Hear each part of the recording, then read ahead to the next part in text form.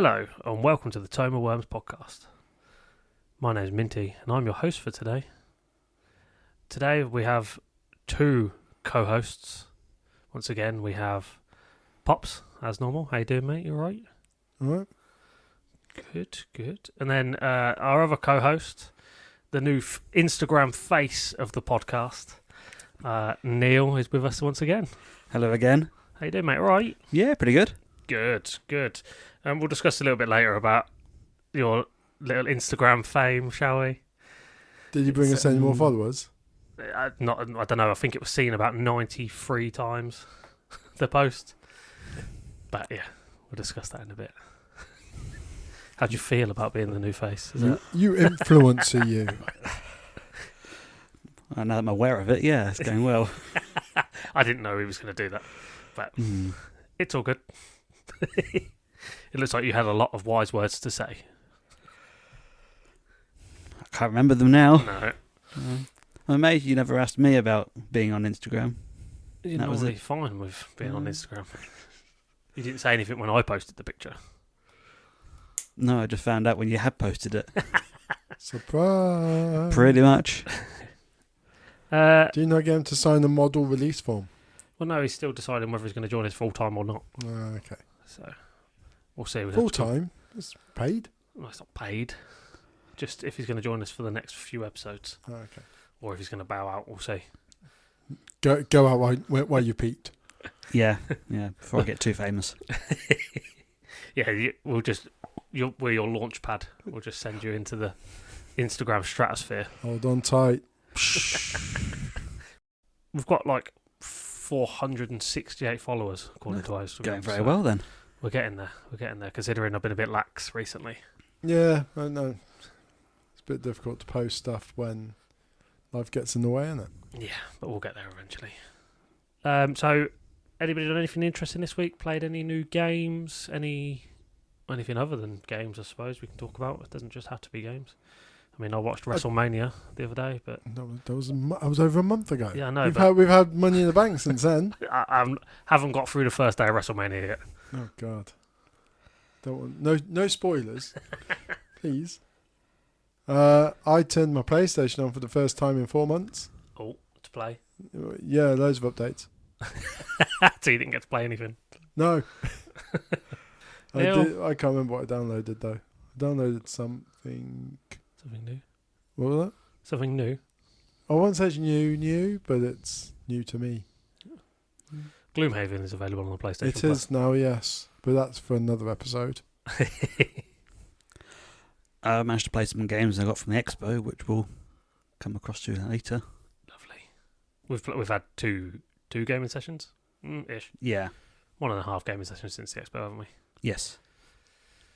I managed to get an extra gaming session in with your brother.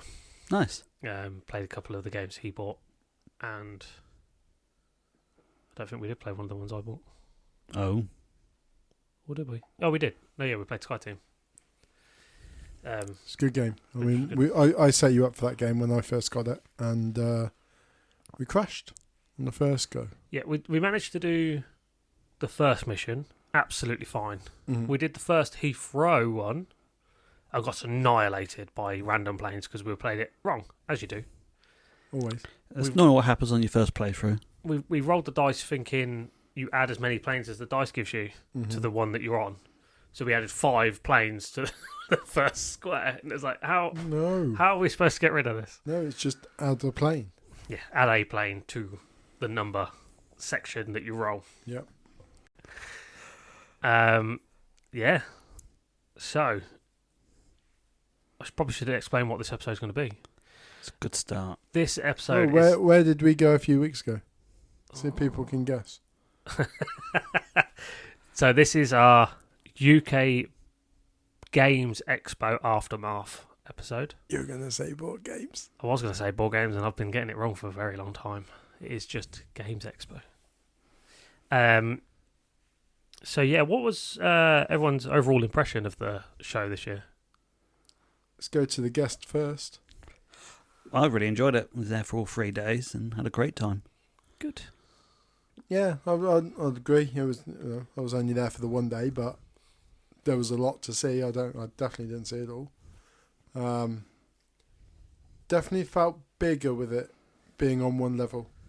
Yeah, I for mean, sure. with the differences, obviously a lot was going to be alien almost.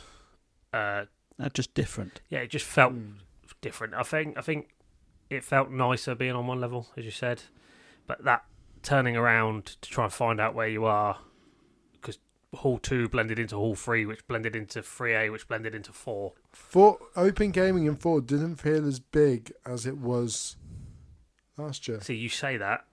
I think it actually was. The footprint for Open Yeah, I Gaming think was footprint bigger. it was bigger, but but it didn't feel that to me. We didn't head down to the Open Gaming part of the hall. On Saturday, we went into the hall, didn't we? We ended up playing on one of the tournament tables. Yes. Once the tournament had finished. Once the tournament was finished, yeah. But from what I've read and what I've seen, there was actually like 1.5 times the amount of space than there was last year. Because there was 2 food sections in the Open Gaming. Yes, there was. So we only sat near one. And Whereas last year you had one little van and then you had to go in the other room. Yeah. Yeah. But obviously on the Friday we sat in the Hilton and played games. Yes, we did. That I actually really enjoyed that, and I want to talk about that a little bit more. Yeah, later. we'll talk about the actual playing of it, but that was bigger, I believe. I think they got rid of the smaller hall, moved to another room that was slightly bigger, if not warmer. It did seem to have more rooms at the Hilton available for playing games. Yeah. But yeah, I mean, the atmosphere of the expo was good, I think.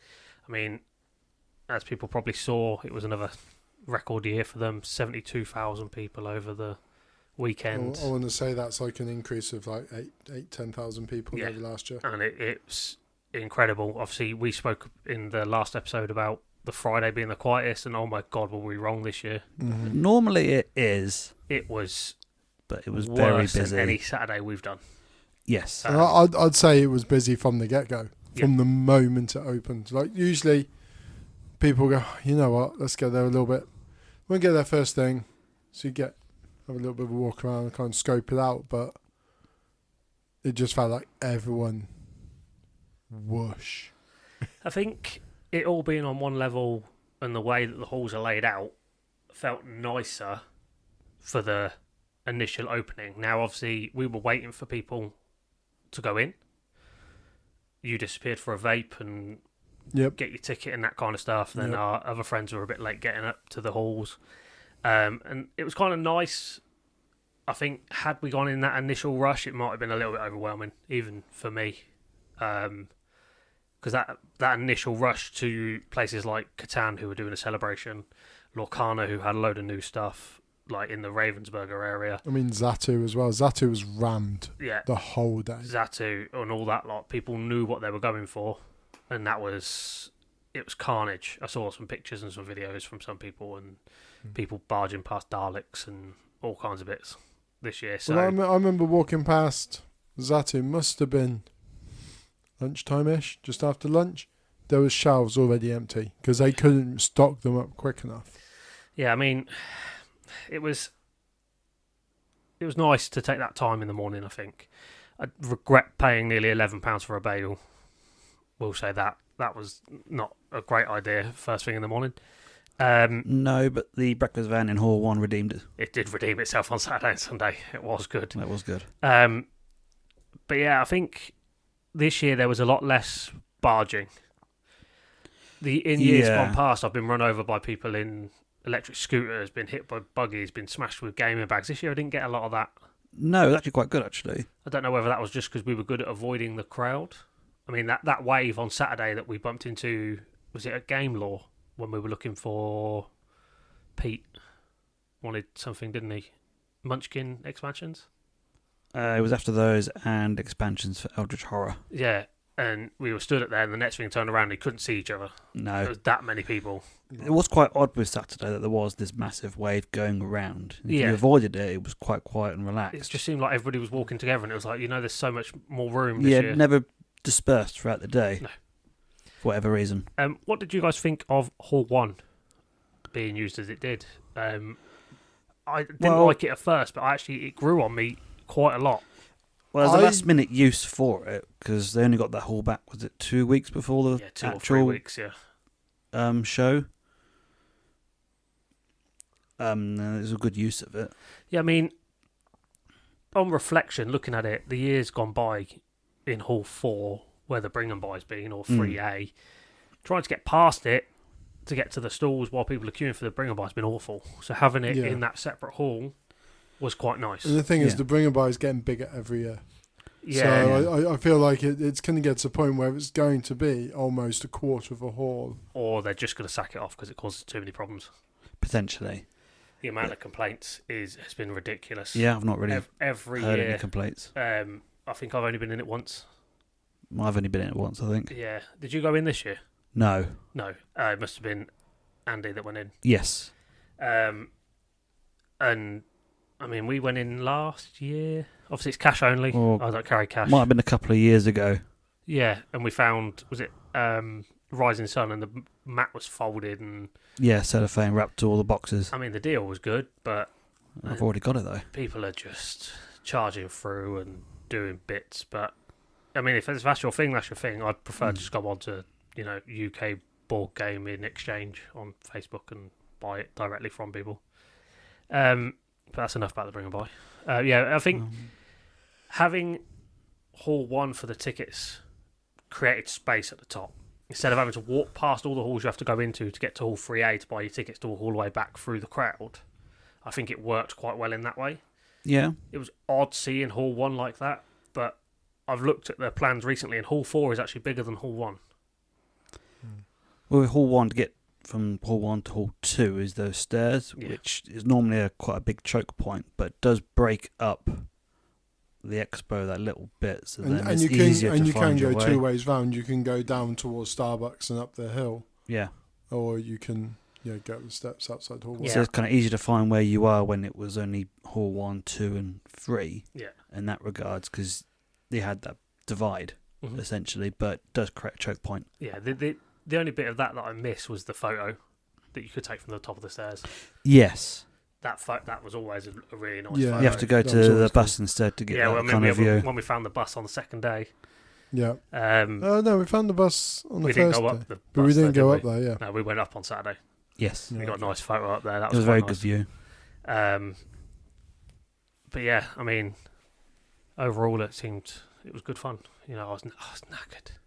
Yeah, the one thing that I still kind of question is, like, they're paying all this money for a hall, right? They've got all they're doing in it really is ticket exchange. In this day and age, where the QR code is linked to you anyway on the app, I get it. It cuts the waiting time down when you walk through in there, so it's not being scanned every time. But surely there's got to be something there that you're not having to go queue up, wait 15 minutes, 20 minutes, maybe even half an hour, depending on how busy it is, to exchange for a ticket. You know what I mean? It's an ease of recognition for the halls. I questioned it. Could you not just do like a wristband thing like you do at a festival? But then you still got to go and collect it. No. So I've got a collection of all my tickets. Yeah, I have as well. It's quite a nice. Yeah, it's a nice thing to have. But I think the reason they do it, after speaking to a couple of the members of staff and Richard, who runs Medusa Games and runs the thing, is just it's a lot easier to see somebody have it when they walk in. Yeah. I understand in the day and age we're in now, you could do it via your phone, but then you got to scan in, you got to scan out, you got to just adds queues to getting in and out of the halls. Let's be honest, the Wi-Fi isn't great. Is ridiculous. So them trying to scan using those, I mean, you've worked at Silverstone. Yeah, it doesn't work all the time. No.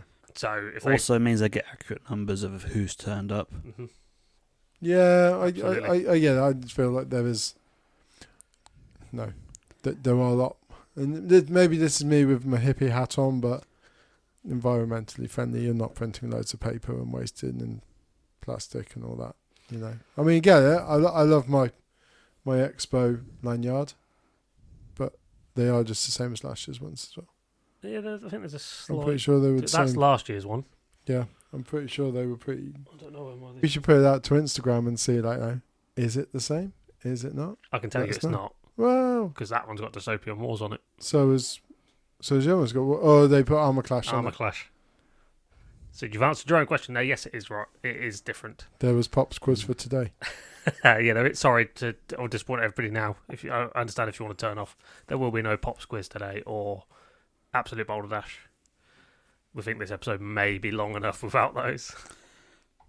Definitely. I will just say overall there was a lot of holes in the stands. I noticed there was maybe 20, 25 stalls missing. After a little bit of research, listening to a few other podcasts about the show, there seems to be some of the American companies didn't turn up. Now, I was really excited for Eagle Griffin Games because I wanted to get a certain one of their games, and they weren't there. So we're not going to get political about it. I think it's fairly obvious the reason why they're not there. I think there was, obviously, we all wanted one of the gamepads that was supposed to be printed for the expo that didn't come, and everybody got a refund, which is upsetting, but it's understandable. If companies can't do it, they can't do it, you know. You can't expect all these companies to come over. But in place of those, what I did notice was a lot of Asian stands were back. A lot of the anime games, a lot of the More Ideas were back for instance. They haven't been there for 2 or 3 years since we worked for them. And it was nice to see that. I don't know whether that's political, because there's some sort of, trade deal going through. But it was quite nice to see those stands. Pop's got a little cat game from a little independent store. Catch a Cat. But that was... Is that... I get it, it's an Asian game, because it's called Catchy Cat. Yeah, and that... over in Asia, whereas... That dinosaur game we were playing... the one after it, yeah. Sake. Yeah, where we had a bit of sake. Yeah, it felt very Asian, but I'm not sure it actually was an Asian No, company. but I think they are a Yorkshire. I think they were from Yorkshire or somewhere. Okay. They were definitely more northern than we are. Absolutely. But yeah, I think they just got the rights and slightly changed the name, but Fair enough. it's still the same game. Yeah, but like I said, it was quite nice to see a lot more of those Asian companies. Oink have always been a player. They've always been there. They've always... I sound a bit like Ric Flair there. Yeah, it was just nice to see them back. More Ideas do some great games. Me and Neal sat and played with my wife the other day, played Tulip Bubble, about buying and selling tulips in the market. I don't see it in the collection. Oh, there That's it is. because it's in Taiwanese. It's upside down. That's why I upside can't read down. it. Yeah, sorry. And yeah, their games are a lot like stocks and shares and all that kind of stuff. And they are really cool games, and the guys are lovely. But obviously, they come all the way from Asia. We'll go with Asia. Yeah, wasn't there broad geography? Yeah. Mini rail? Mini Rails is theirs. Yeah, so a friend of mine that went this year on my recommendation. Did they get Mini Rail or Mini Express? Mini rail. Because we've got the original Mini Rail, then they did another one, and then they've done Mini Express. Mini Express as well. Which is a more in-depth version of it. No, he got Mini rail. Okay. But yeah, like that was really nice to see. That was just something I thought I should bring up, because there's a lot of people out there that like those kind of Asian games. There's some also weird people that like those Asian models a bit too much. Don't look at me. I don't actually. Have you ever seen a Space Marine in one of them outfits? Probably more than I should have done, yeah. We'll move on there, I think. We'll start with you, Neal. We're going to move on to purchases. Is there anything that you purchased at the show that you would like to speak about? I've got a couple of games there. One of which we've played recently was Wizards & Co. from Sinister Fish Games. Yep. Had a lot of fun delving into dungeons as a wizard. But, of course, you're a wizard. You don't want to go in the dungeon. That's why you got minions to send in for you. You're a wizard, Neal. But yeah, it was great fun trying to collect loot and different artifacts and then score points. The ogre is annoying.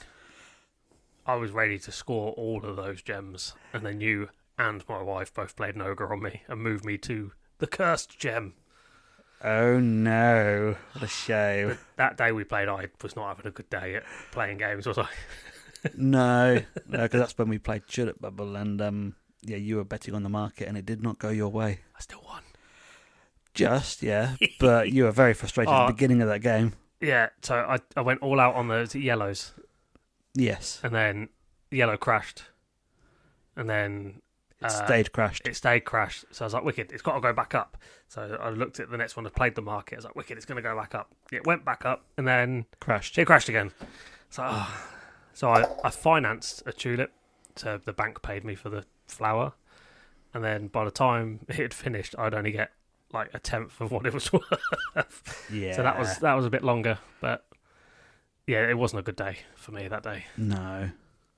But yeah, no, that Wizard & Co was good. It was good fun. Nice quick game and easy to get going. Yes, absolutely. And if and when you add those other cards, it will be utter carnage. Yes. Yeah, we played with the simplified deck for our first playthrough, but there are extra cards you can add in for more chaos. Yes, absolutely. The Void Dragon looks fun. But yeah, that was it. Good fun. And Pops, is there anything that you got that we want to speak about? Yeah, I didn't purchase it, but we were walking around Hall 4, I think it was, and we got given Tactor.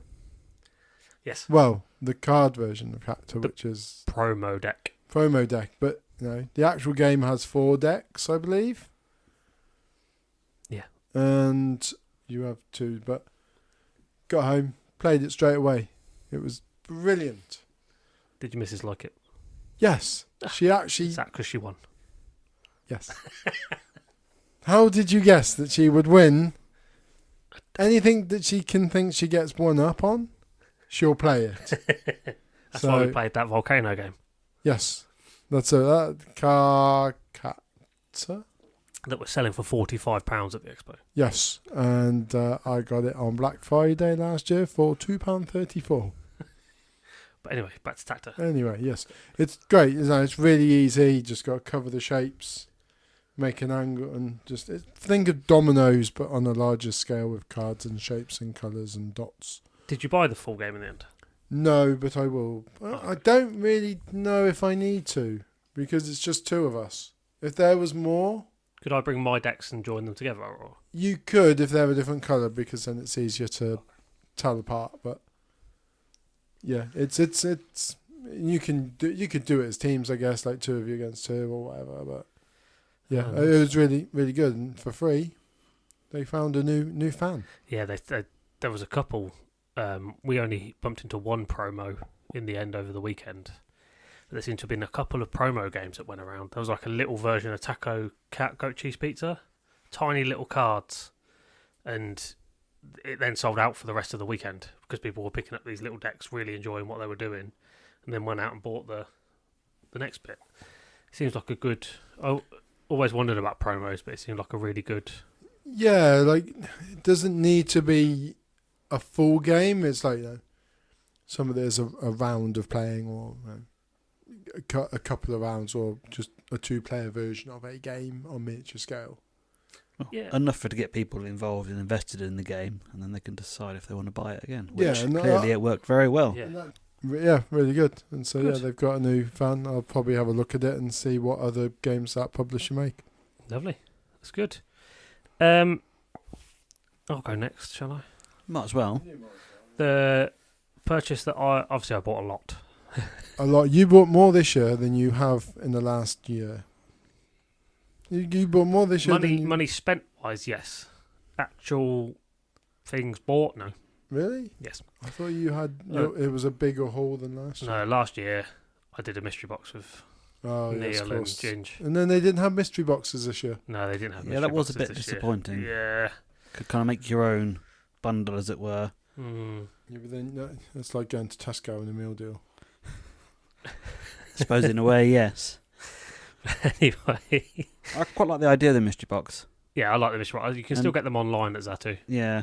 And D and Dice weren't doing their mystery pack as well. Yeah, I think Because they did quite well last year. Obviously, apparently it didn't work out for them. I assume they lost money on it, or they had too many complaints, or something. I'm assuming similar to why Zatu stopped the mystery box is that people were complaining that they didn't get what they wanted to get from a mystery box, which doesn't make any sense to me. The whole point is it being a mystery. Well, yeah, we quite enjoyed what we got, actually. Yeah, I mean, 3 of them are still sat in cellophane up there from last year, but which ones? We're getting there. Over the years, we've got there. Post-Human Saga. We've not had a chance on that Inner one. Compass. Yep.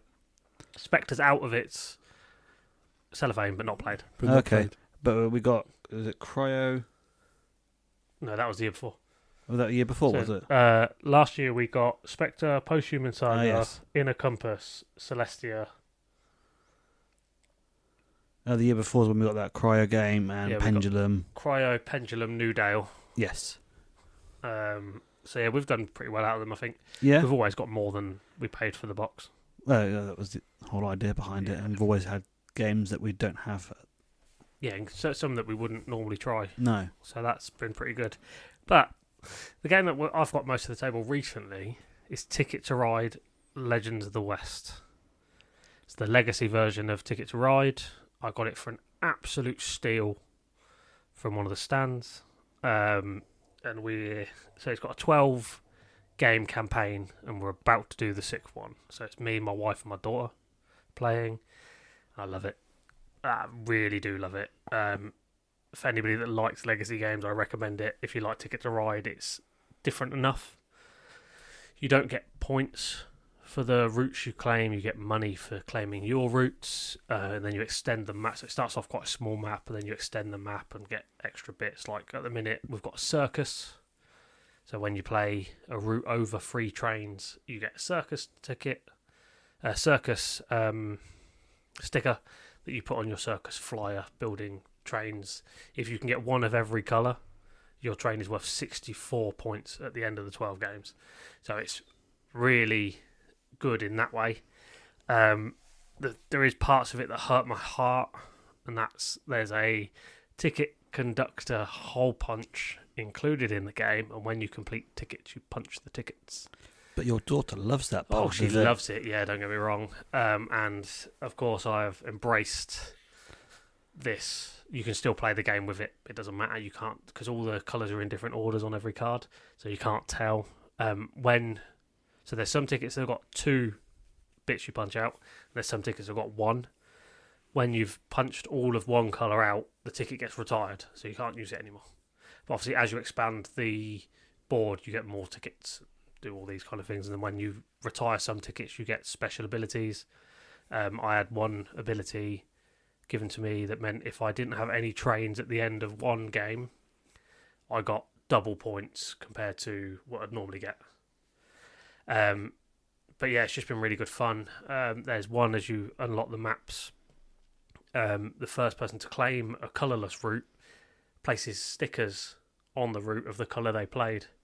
So that's, once we've finished the 12 games, we will have our own unique board to anybody else that's played. Because it's going to be very rare that somebody's put exactly the same colours down on every route that you've done. Mm-hmm. It does hurt my heart, like I said. It was one thing I tried to avoid with Legacy Pandemic, was destroying anything. But with this one, I'm playing it. Once I get to the 12th game and finish it, I have my own version of Ticket to Ride that I can play on with. So it doesn't really matter for me in this one. I was the same with Gloomhaven. Like, you get the stickers to put in the book on your map. But you can get the peelable stickers. Yeah, see, I ummed and ahed about whether I should just stick them to a sheet and then laminate them or cut them out. And then I got to the point where I was like, you know what? I'll just stick them on there because it's my game. I can see where I've got to instead of keep going. It just adds more time to the setup time if I've got to keep putting those stickers in where I've got to. I mean, we played Gloomhaven with the 4 of us that bought it. Yes. And actually, it didn't really matter for us, did it? I mean, once you've played we've got 400 hours into Gloomhaven. Quite a lot in total time into that. Yeah. obviously because of COVID, a lot of that was done on Tabletop Sim. Which big thanks to your brother for inputting all of the Yes. physical stuff into there. But we haven't got it out since because we're done, really. There's still a little bit we could do. But obviously I changed jobs and it became a little bit more difficult to plan. Absolutely. But yeah, that's Ticket to Ride Legends to the West. If anybody's thinking about buy it, just buy it. It's... Yeah, don't even think about it. Like, so many people came up to you during the expo and went, oh my God, you've just bought it. Yeah, and there's a lot of people who's playing it with their families who've never played games and they've just fallen in love with this game. I think there was one guy that came over playing it with his mum, and every night she's like, where are we going next? You know, it just seems it's really well received, and I am denied about it for ages, and I'm so happy I bought it. Yeah, brilliant game. Yeah, game franchise. Really well done. Obviously that's Days of Wonder that make that.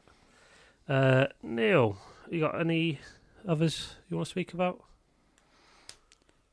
As a bit of a surprise one, I wasn't expecting to buy this game at the expo, but Lord of the Rings: Fate of the Fellowship.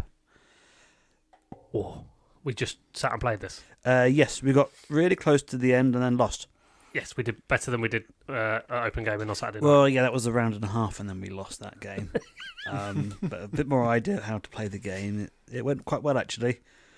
Got Frodo and Sam all the way to Mordor, and then died right at the last hurdle. Yeah. And lost hope. We just had that one thing, and you turn of a card, as they say. Yeah. But it is an unforgiving game. It's not meant to be easy, really. So.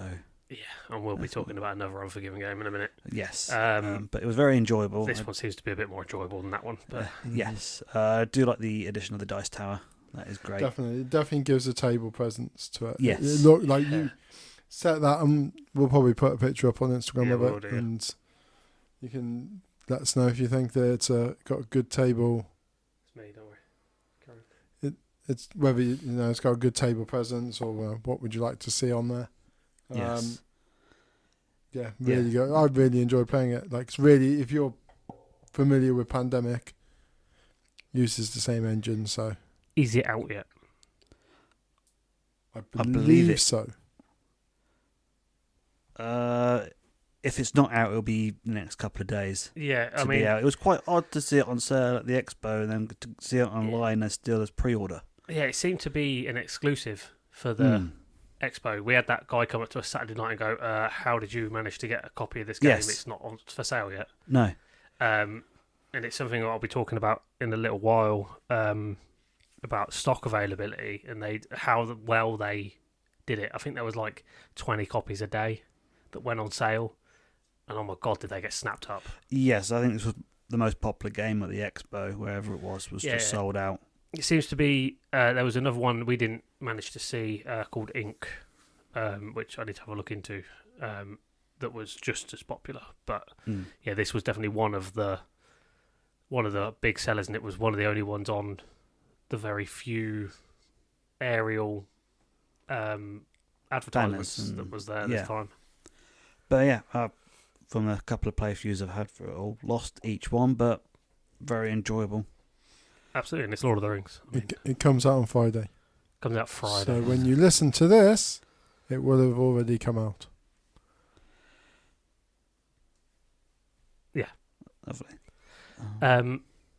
Yeah, and that was very enjoyable, and it's also very nice that the designers have thought about how you put the tower back in the box once it's built. You don't have to disassemble it all completely. It just comes with 3 parts, and there's space in the box for it all, which is very much appreciated. Did you see who was there at the expo? There were lots of people there at the expo, particularly for Fate of the Fellowship. Peter Jackson. The designers were there, and they were signing copies on Saturday. Yeah. I spotted it yesterday on Instagram. It looked like they were there. I was listening to Meeple Minded podcast, and they obviously had an interview with the guys and had a playthrough with them and all that kind of stuff. I didn't even realise they were there. No, me neither. So I was quite... I think the stand itself wasn't that busy, apart from the playtesting of the game. Yes. So I don't know if many people knew they were there. But I that was don't know quite that a one. nice. That was quite a nice little addition that the company did. It's Z-Man Games, is it? Yes. I'm a bit gutted I missed it on Friday, because I think I probably would have walked away with a copy. Yeah, probably would have done. I mean, you paid an inflated price for it in the end, didn't you, Neil? Compared to the retail price on... No, paid retail price, there was a pre-order discount. Okay. But it's like when you buy PlayStation games now, you can get it 3 days early for an extra 15 quid. Mm. You know, and we did enjoy it. And you have played it, 3 times since you've Yeah. got it? So you got your money's worth, really. Have you played it solo yet? No. Yeah, there is a solo mode which changes some of the rules in the game. But Being a loner, I do like a solo game. As we will find out in the future episode. yes. Yep. Is there much more on your purchase list? I can't remember how much you bought. Enough. I didn't buy many games. I kind of got a few bit of arty bits from Artis Opus and some foodie bits. And, the Wanderers Rest, big shout out to them. They are, if you've got a D&D night going, ordering your snacks and getting from them, because they were stunning. No, my biggest purchase, I guess, was the Final Girl Series 3 Ultimate Box. If I remember correctly, we went there first, didn't we? First. Straight to Final And Girl. I carried it around the whole day, which was a mistake. It wasn't the whole day. I went back to the... Oh, you went car back to the and car dropped to it off drop there. off because you guys couldn't carry any more. Because Minty couldn't carry Sorry, anymore. Minty couldn't carry any more. And that's after leaving the artwork with the... Yeah, that was leaving the Yes. artwork with the guy and goes, I'll come and get it on Sunday. The guy in question is Bramble Down Designs. Yes, if I remember Yes. correctly, his name is Simon. Yeah, we'll go with Simon. Yep, Simon. We'll cut that back. Hopefully, he sticks to his word and we can get him on at some point. Really excited to try and get that happening. I think that would be cool. Yeah, I think we've seen him, the last 4 years? We've been chatting with him now at Bramble Down Designs, him and his wife. Or not, I just I think assumed it's then, been- him and his partner, Yeah, whether that be business partner or... or otherwise. Yes. I think it must be more than that, because it was the very first expo I went to. Oh, God. Anyway, we've been to see them quite a few years. And they recognise us, which I they don't do know is a recognise good us. or a bad thing. He didn't like you this time. Yeah, he hated you. I mean, it's not your fault your T-shirt doesn't fit anymore. No, I've You bulked just out a got bit too, more since then. too hench. You got a bit of timber. But yeah, sorry, we kind of cut across. But that at least I didn't have to carry that around on Friday. No, it was heavy. But I did get Bad Times at Bunnyland as well. So, which was the new feature film Oh yeah, that's just come out as well. I believe that's going to be part of Series 4. But from what I've read online, yeah. We didn't. There was nothing about that even being available for release. no. I don't believe that. I think it was kind of a little bit Backhanded. under then. But no, we got there, 9:30? By the time we got to their stand. Yeah. And they were already restocking the shelf of that game. Well, Yeah, I that mean, feature film. That season box you bought, the value for money. The value for money is incredible. Like, if you Mental. buy those games separately, you get the full series, you get the miniatures, you get the dice tray, you get the extra bits, you get the bonus features. It's an incredible value for money, and you won't get that anywhere else for that value. No, absolutely. I mean, if there was more money, I would have bought Series 1, Series 2 box sets as well. But She wouldn't have been happy with that. she wouldn't have. But then Wasn't her words, money's no object? she did say that at one point, going, "You should treat yourself. Money is no object." But Then you sent her a there picture wasn't. of There, There was and an said, "This is unspoken limit." £400. She went, "That's too much." Although I did find it as soon as we walked into the expo and we went to Waylander, I saw a copy of Osborne, the standy edition. Yeah. £205. Yeah. Brand new, wrapped. That was still £175 cheaper than the standy version on their own stand. On the Wow. Friday, yes. Yes. On the Saturday, it was the same price. 205. 205. It did come down slightly. I don't know why. But a lot of prices changed on Saturday. And then another thing I need to apologise for. A lot of places did a last hour discount. I heard the about Sunday. this on the Sunday. That was a first. There was like 20 to 30% off. Yeah, nearly everything. My wife introduced me to History Mysteries. Oh, I've heard about these. They're meant to be really, really good. Yeah, and then we got 20% off because we bought them both, Mm-hmm. and then got 20% off of the already 20% off price for getting it in the last hour. Wow. Well, it'd be that balance of, do you wait for the discount and hope it's still there, Mm-hmm. or do you get it while it's still there? It's one of those things that surprised me a little bit was once again the stock availability. Everyone seemed to have stock available every day. I remember, was it 2 years ago with Earth? You couldn't get a copy of Earth after Friday. I missed out on... I missed out on Australis. Yes. Because we went past and we're like, I really like that game. I'm going to go and think about it. And we walked 20 minutes and I went, I'm going to get that. Went back and it had gone. Yeah, but you did only go on the Friday. Yes, but that when I spoke to the people, they didn't even think they were going to have them on Saturday. No, I think they had 15 copies Saturday morning. Yeah, they wouldn't have had And they got them emergency shipped from Europe. No, from somewhere else in the expo. Whether Zatu sent them to them or something. I they did a manage deal. to get a copy. Yes. On the train home. And that came a couple of days later, which Thirsty Meeples supposedly had it way before everyone else. Like a week before everyone else. Yeah, they do sometimes. Sometimes they've got deals with some game companies. I know they've done playtesting and stuff at Oxford before, when we've been up there. That Australia looks good. It's really good. Plays a little bit like Dog Park. Yeah. You know, it's collect, build up your fishes, get your points, score around the board. I lost. Shock horror. Yeah, as always, I lost again. But yeah, I feel like there was a lot of games this year at the Expo that were limited runs. There was a lot, like, we haven't got a lot of stock. Like, it's kind of a double-edged sword. Like, we go, yeah, everywhere had quite a lot of stock, but then some of them only had 100 copies, or someone only had 50 copies. Or Now, not to get political, is this a ramification of the tariffs, do we think? No, I think it's just the costs. Like, everything's gone up. Like, the cost of living's up. It costs more to produce something. Especially like for like games in Europe and UK, it's fine because the tariffs don't affect us. It is just the cost of.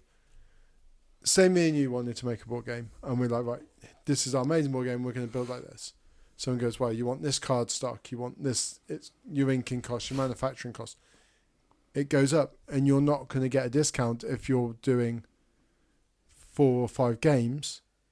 But then you're not getting the lead times if you need 1,000 games. Yeah, now, I just wonder, there's a lot of companies now that just aren't pulling the trigger to get these games printed. Dynogenics has gone ahead to see what they're doing, that they're going to try and do it. But obviously, we still don't know what's going on. And now with everything that happened a couple of days ago with the US and Iran, with everything goes up in the air again a bit. Which company was it the cat game you bought? Because they had 100 copies, but only because they got them printed. They got them printed in the UK. In the UK, but he said it was like 4 times the price. Wow. Yeah, they were like they just wanted copies done. Yeah, ready for the show. So it came. The publisher in the UK was Bright Eye Games. Yep. So Bright Eye Games. Obviously, they are not the ones that designed this game. It was Yoko Y was the designer. Yep. Back for the original version. I say the original version, catchy cat. Yeah, I mean, at the minute, I don't think it is. I think it is going to affect us at some point. I know the tariffs don't affect us, But companies like Cormins, as we've seen recently, have sold a lot of their IPs to cover debts by the looks of things, and hopefully, especially for you, Neal, hopefully push these ones in production over the line. They've sold that IP for Zombicide. They've sold their IP for nearly everything, I think. I think the ones in production they haven't sold, like Massive Darkness, Yeah. and a couple of others, but Zombicide, Rising Sun, and as well, I believe they've all sold. You've got to look at it when the COO jumped ship last year and then joins Asmodee. I mean, Asmodee are brave to put him in charge of their crowdfunding after this. You know, I don't know how much he had. Obviously, he's the COO of the whole of Cormins. But when he jumped ship, I wasn't really surprised. But I was massively surprised last week when I saw he went to Asmodee. Especially as Asmodee have bought quite a few of the IPs. Majority of the IPs, I believe. Yeah. Now, obviously, Asmodee are an amalgamation of a lot of companies. Fantasy Flight have gone there.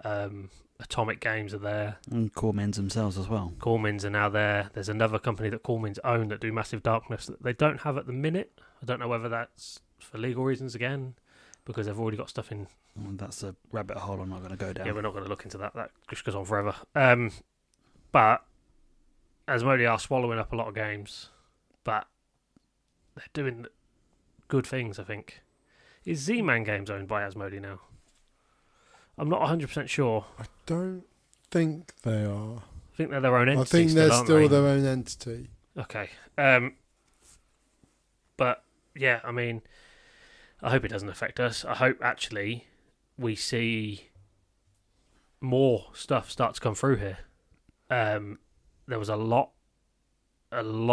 of CEOs walking around from American companies talking to game distributors. Now, whether they came over to do some networking to try and find cheaper ways to get the game shipped to us and There's then a possibility. ship out from here, who knows? They've got to try and find something. Well, I mean, they had the big, I want to say, management thing going on at the Hilton, didn't they? Where there was all these talks from distributions to designers to everything as well, wasn't there? Like that was like almost like its own separate thing from the expo. Yeah, whose wallet did we pick up? Was Was it Bandai? There was some guy from Bandai. Yeah, that one of the high-level Bandai executives. So there was obviously something going on. And kudos to the expo for kind of jumping on that and using their... Well, it's a good way of doing it, of networking these different companies and organisations to try and find a way to make it at least doable and plausible. Yeah, absolutely. But yeah, that's enough politics, I think. Potentially. Van Ryder games. Have you played any of the new Final Girl stuff yet? Not yet. It's too nice looking, so I've just had. Have you I've actually had a look taken through it out of the box yet, or is it still wrapped up? The It's still box wrapped is up, so unwrapped. it's wipeable. The shush. The box is unwrapped. There is a couple of boxes that are unwrapped, but the actual feature films are still wrapped. Okay. I haven't played any of them yet. The dice tray is actually quite nice. I do actually. You sound surprised. I was expecting something to be tacky, Fair enough. but it's actually quite nice. Actually, and the other game mat that comes with it, that's really good quality. So actually, I might invest in the neoprene game mats. The base game ones. Yeah. Yeah, I think I we might. looked at those on Friday, didn't we? Yeah, and I thought about getting it, but then I would spend way too much in there. I did get one of their pin badges as well. I didn't get any this year. Did you get any of the pin badges? No. I wasn't looking for those. That is when I saw the pin badges, I was like, I have to get a Final Girl pin badge. I will do anything to get it, and I did what I needed to do to get one. Absolutely. I'm going to talk about another game that I bought that we have played today, Neal. That's Lucana Palace Heist. Yes. I was and ahh'd about this all weekend and then convinced one of our friends. And in so to doing buy so, it. convinced yourself. Convinced myself I wanted to buy it. And so you did. I did buy it. And we had 2... We've played it twice. 3 times. Yes. We played it twice tonight. And once last Wednesday. Yes. Last Wednesday we got annihilated. Yep. Annihilated. It was tough. Jafar just ran away with absolutely everything. Once we he couldn't rolls, keep that's it. up. Really? Played it today. Well, as the time of recording this podcast. Yeah. And managed to keep on top of things and quite quickly. Yeah, we got past that win. first one, but the jump up to the next level up was... It was quite tough. insane. I mean, what did we last the turn after? Like 5 turns, 6 turns? Yes, I think it was a bit of bad luck on the cards he drew. Yeah. With how it works of him having locations means you can't actually win the game to get the right win condition. Yeah. But he just ran away with the amount of lore he was generating, and we couldn't keep up. Absolutely. With But it all. it's one of those games, like, yes, it's really hard, but we have enough cards between us all to probably make a deck that could give us a decent chance. I mean, I played my Snow White deck, which is all my dwarves. I get lots of stuff out. I've got loads of those Isabella Madrigal cards, which give you 4 lore every time you tap her. So there is that nice challenge to it. So there are pluses to the game. It's not all But I too don't hard. think you could reliably win the game with God, the no. pre-built decks in it. the box Yeah, that no. you get. You have to upgrade those decks. The deck you played, the Pinocchio Elsa deck, That was pretty good, actually. That did it quite does okay. well. But I built my Snow White deck from scratch. Yes. And I think in the first game when we actually won, I was on like 39 lore. Yes, You quite only a need to bit get 20. And you were a little bit slower doing that, but you were doing a lot of supporting to get rid of cards on the board. Yeah, to keep Jafar's cards Yeah. down so that it's not just a mad rush of generating lore. Yeah.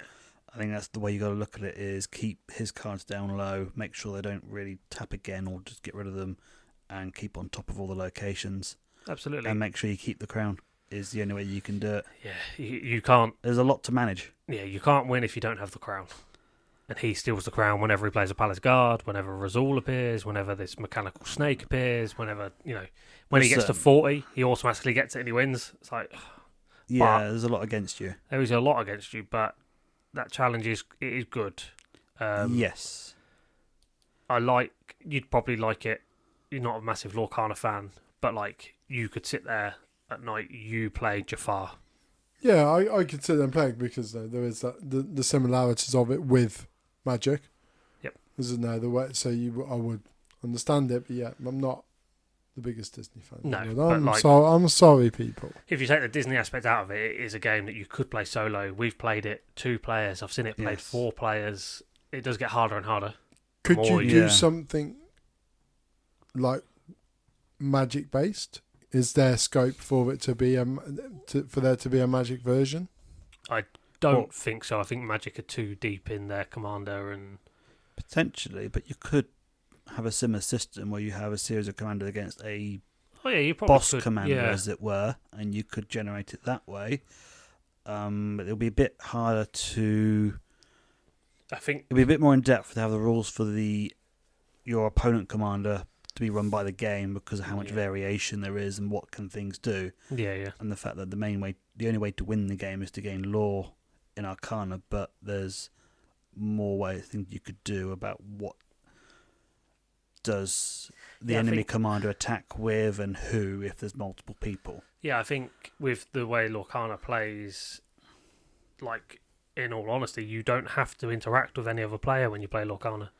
No, You can just both play cards in the first person to 20 wins. Yeah. So I think that lends itself better than Magic. I think there's too many variables in Yes. Magic. there's also the fact that with Magic you could have multiple colours, Yeah. which then you need the right mana to get those cards out. But Lorcana just You just need your ink. your ink just gets you any card out no matter what colour it is. Yeah, I mean, yeah, you probably could, but There will be a lot more rules to it. I think it'll be a lot more complicated and complex to it all, and it wouldn't be Commander as such. It'll be a different version of the game. if you want to play single player Magic, go on Magic the Gathering Arena. Yeah, that's what I do. That's where I practice being rubbish at Magic. But then potentially it might not have to be a Commander variant. It could be any of the other different types. it Could be standard or Brawler. potentially. Yeah, Brawl's not done that well, unfortunately. As a side, no, unfortunately. You've got a deck. I did get a deck. I might look to expand that to as a Commander deck.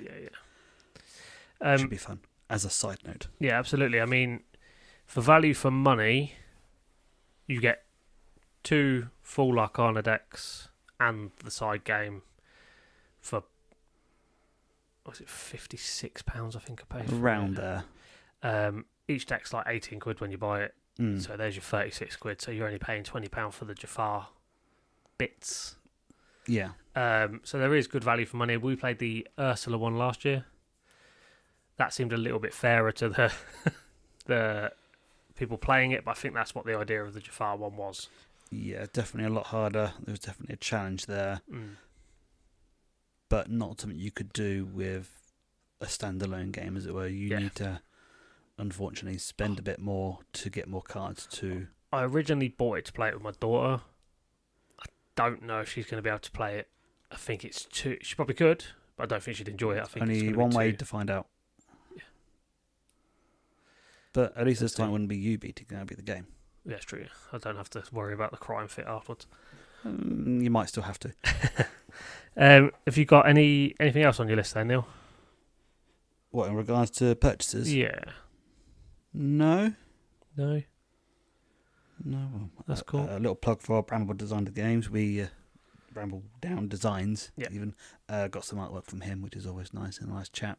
Yeah, I think I got 2 pieces from him this year. Yes. My big Smegheads one. Yes, and a Toothless. Yes, I got my Toothless. I got my wife Toothless one. Yes. Yeah, big shout out to Bramble Design Games. They're just lovely. Their artwork's incredible. Yes. I will might take a photo on Instagram. I'll speak to Simon first. Take a photo on Instagram, put up a link and all that kind of stuff. Try and get people to have a look at it. I've got some. He's doing some artwork. Or he's taking book pages and then doing a vinyl roll. Yeah, they looked really cool. I saw the Snape. The Snape one was brilliant. Yes, so I'm actually slowly working my way in collecting the Fellowship. What, page by page or character by character? No, character by character. I mean, I think there's as many characters really as pages. Have you got Boromir? Yes.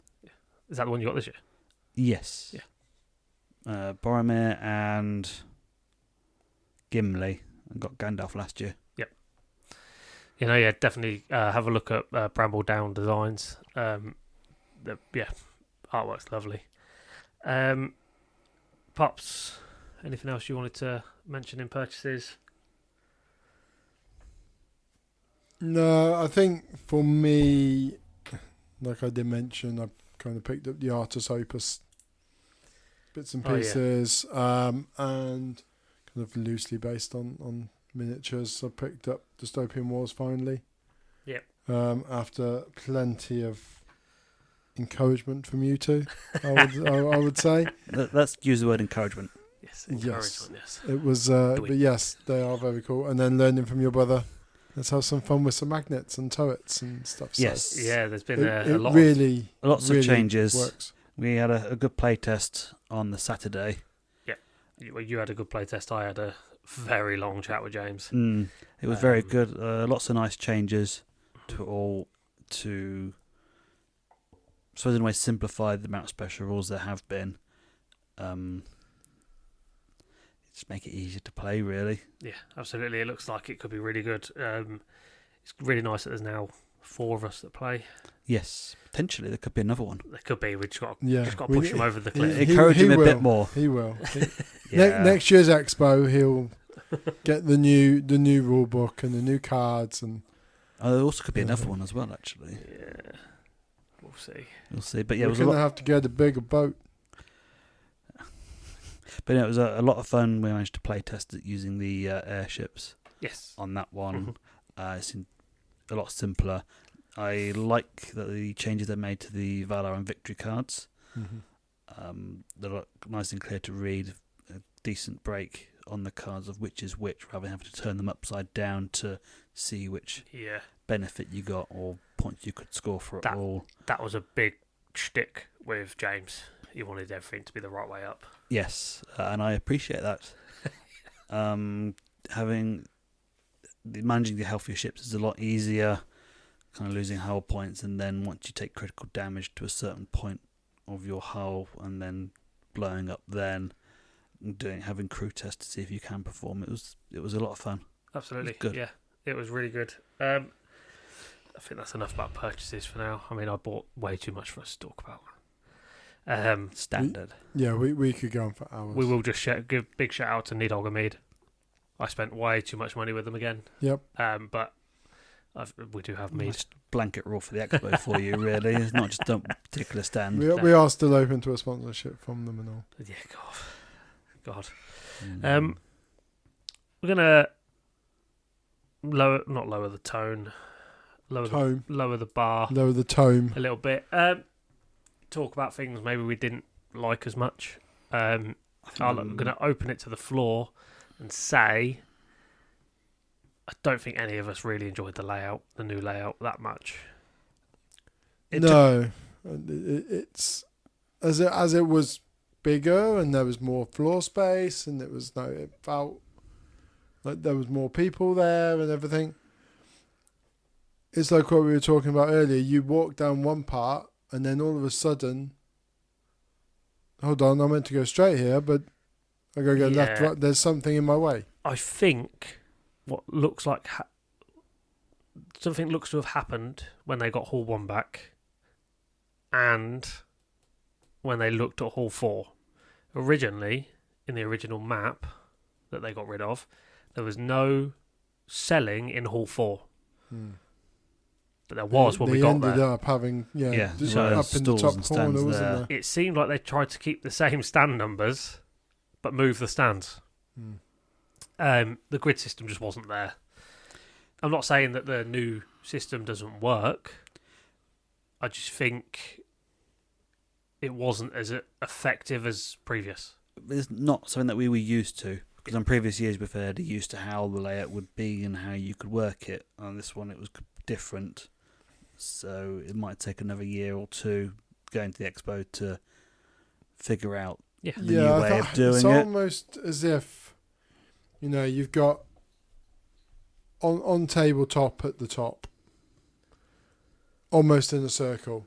That is your roundabout or fountain of your grid system on the high street, so to speak. Think of it as a city. New York do it pretty well with a grid system. Milton Keynes, less so with the roundabouts. Still a grid system, but it's still a grid system. But yeah, I feel like there's scope for it to work. Like you go to any kind of conference, exhibition, whatever, at the NEC, they are always grid system. Come and see us at stand 2.195 or whatever, and then you do have some that will pay for the extra space to have a larger presence. Yeah. But I just feel like part of it, it just got a little bit muddled. Well, and there was people who you would expect, people like Duncan Rhodes, people like Van Ryder, who were tucked out the way a little bit. I think I don't think it'd matter as much as it laid out as it was, but the stand numbers and labels they could have been easier to see instead of being on the floor. They normally are on the floor. They're always on the floor, but we were walking along one row and we went from 276 to 584. And you only moved 2 foot. So I wonder whether in the panic of moving stuff around, or on a positive note, the aisles were bigger. Like I said earlier, there wasn't as much crashing in and banging into each other. But I think the crew had been having a few beers while they were putting the grid down. I feel like there was a few more pinch points because it was wider, but then all of a sudden there'd be a 90-degree turn and everyone's trying to cross each other. Now, it is something I noticed, and all of those pinch points had one thing in common. Do you know what that was? Big selling stand. Yeah. Your Wayland, your Zatu, Chaos your Game cards, Law, your Magic. Chaos cards. Normally, Space, they're yeah. close to each other. So you Well, know... they're quite spread out this year. Yeah, but they all became huge pinch points. Mm-hmm. Because everybody was at them at all times. I think everything was 4 deep on a Friday from 9 o'clock Yeah, it was to... quite busy trying to. And the see thing what is, was where there. Zatu put their till to pay, the queue was just going straight into the walkway. Like, there was no... Yeah, Zatu did that last year. I don't know why. I think it's just so they're in the middle of the stand and they can see if anybody runs off. Yeah. But, you know, Zatu was packed trying to walk around it was into there. so busy. But then it's going to be. The Zatu, when we looked at the prices in the Zatu at the Expo and Zatu online, they were the same price. Hmm. So actually, Whereas I don't think I bought anything from Zatu in the end this year. No, I No. didn't. But yeah, you go Travelling Man or go Magic Madhouse, or They had deals, they had they had sales. really good deals. yeah, other bits. I managed to get Tower Bricks for £16. Yeah. Which was ridiculous because I think another place I saw it on was 23. Yeah. Absolutely. I mean, I bought Distilled.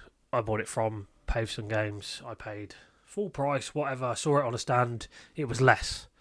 But it's a risk you take when you're there. I can't remember what we bought a couple of years ago. Sometimes it's nicer to buy straight from the developer though. Yeah, absolutely. And it was one of those games I knew if I go to the developer, I'm going to get it. You can't guarantee that you're going to go. I mean, I don't know where you bought Fate of the Fellowship from in the end. I can't remember. But normally, like if Z-Man had something selling, then you'd go there. Hatchet Games seem to have an amazing stand with that spring-loaded board game wall. I don't know if you saw it, the column. They had like Kabuto Sumo and all that when you took a game out. And another one fired forward. And that was a really cool system. Not if you wanted to look at games and try and pull it back. Yeah, it was quite. I did that. I was like, I can't get back in now. I just dumped it. But yeah, I mean, that seems to be the pinch point, was the big ones. And I think those are the stands that tend to expand a little bit. They don't normally stay within their footprint because they put all of their stock in the footprint and then put all of the tables right on the edge, which then pushes out over the time. But yeah, I mean, we've said before, it's nice all being on one level, but the disorientation I got trying to find, I mean, look at on the Saturday and Sunday when we were trying to find people, or I mean, if we went half the day without seeing homes. Yeah. And couldn't work out where we were at one point. It was like, am I in 3A? Am I in 3? Well, it's like we would go off somewhere. I'd go and pick up a game, or I'd go and have a. I just want to go and see what they've got here. I'd be ringing you. Where the hell are you guys? Because we were just on the same row. Yeah, we were literally on the stands next to each other. You turn around and you disappeared. Yeah. We have to see what happens next year if they keep a similar sort of layout. See how well. I that think goes. the halls they had it was good. It was a good use of the halls. I just think it needs to be straight, and the labels need to be correct. I think you're not going to get a dead straight thing when you've got companies picking up. No, they're paying for a larger space and larger presence. That's where you start losing the straightness. It is. I think the main thing is you look at your layout and you go, really, I can only fit 2 or 3 large layout spaces on this side of the hall, or that side, or through the middle. So you need to plan. I think there just needs to be more planning. Wonder whether in past years we used aerial advertisements a lot to find where we were. Yeah, we look up and go, anyway. I'm under. We did it anyway. Yeah, but this time there wasn't. There as wasn't much. so I many. suppose not. Like, we were stood at one point and I was like, well, I'm 50 yards away from one and 50 yards away from another, so I can't tell you which one I'm under. Maybe due to last year's incident when one of them fell out the sky. As all X, apart from one, theatre techs, we all had a bit of a chuckle at that. Yeah. It was a chuckle and a let's get over there and make sure everybody's okay, etc. I don't think the rigger was very happy when he came in that night and had to check every motor, and every steel. I imagine they would have had to check everything, every piece of truss. Oh well. But yeah, that's my only low light. Has anybody got anything else? Oh, apart from the smell, but that's something that's not really going to change. I just hope that's that out of the organisers. Yeah, And apart from offering, but imagine, I think maybe someone like Lynx or somebody should open a stand. They'd make a killing. They would. My low light. Only doing one day. Only one day. Was not being able to get the Games Expo playmat. That is my low light. Yeah.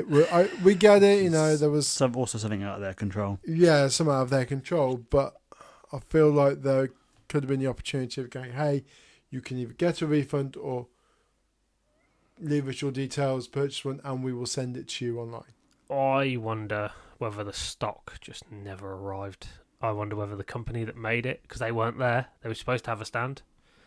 We won't mention them by name. I have one of their items currently sat on the table. Whether they ordered them and it didn't come and it just let the whole thing down, whether they tried to order a load of Expo stock and it got stuck because all the American companies went, right, we need to ship from China now because the tariffs dropped. Mm-hmm. Or it could be any number of reasons. Yeah, really. I mean, the company could have broke down on the way there. It could have been But if they've got them made, that stock is still going to be should still be fulfilled, which then you can send out at a later date. Looking back at previous years, I mean, they cancelled one expo, didn't they, for the COVID pandemic? Yes. The year after, they still had the badges. Yeah. So I wonder whether they just went, right, we'll just blanket refund because we don't know how many have been made, we don't know where they are, and then we don't they know how turn long up it's next going to year. be. And you go next year and they're going to be there. Yeah. We'll see.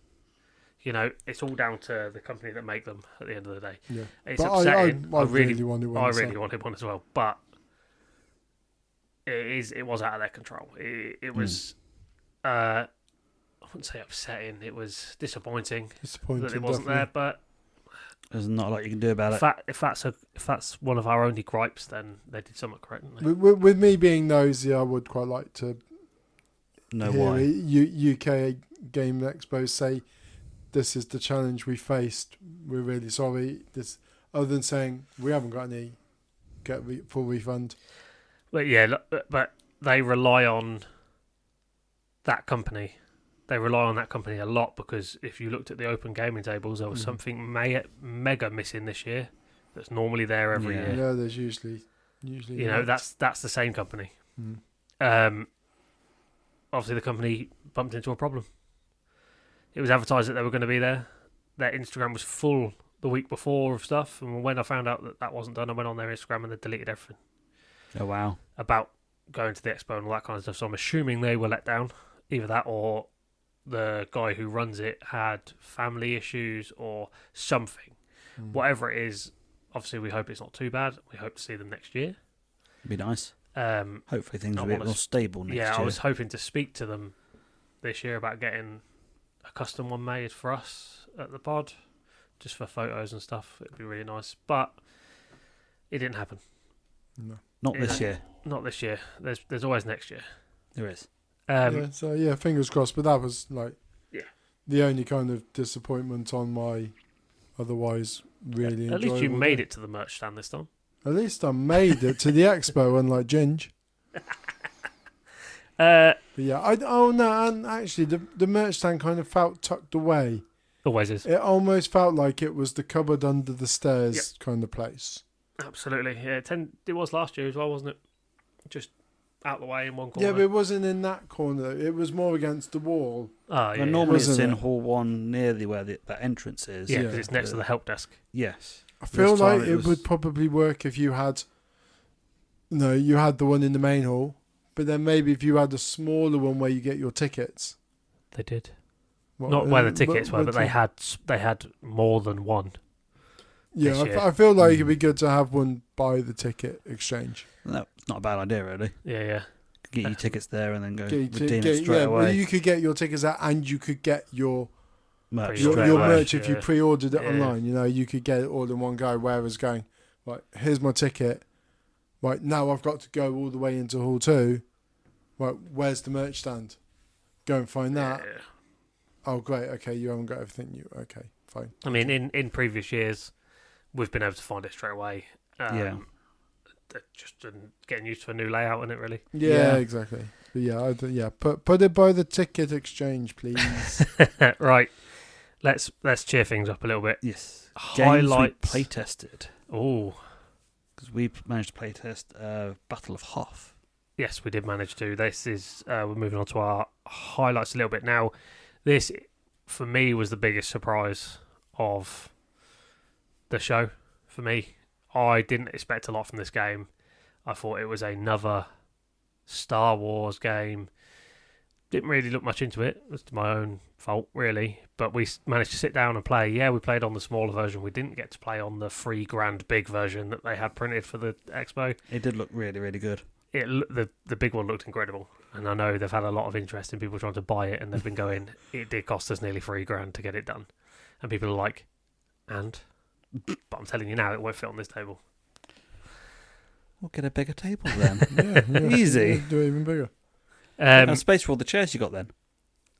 Yeah, the Two tables next. Yeah, 2 tables next to each other. That'd be fine. Yeah, that'll the, fit. the Battle of Hoth, yeah, really enjoyed it. Yes, it was a lot of fun. Yeah, absolutely, and we played it 4-player. Yes. The game it's based off of, Memoir 44, is mainly I think it is just a 2-player game. Mm. So the fact that they managed to change it and do that, we played Empire. Yes. And your brother and Pete played the Rebels. Yes. Rebel Scam. We lost.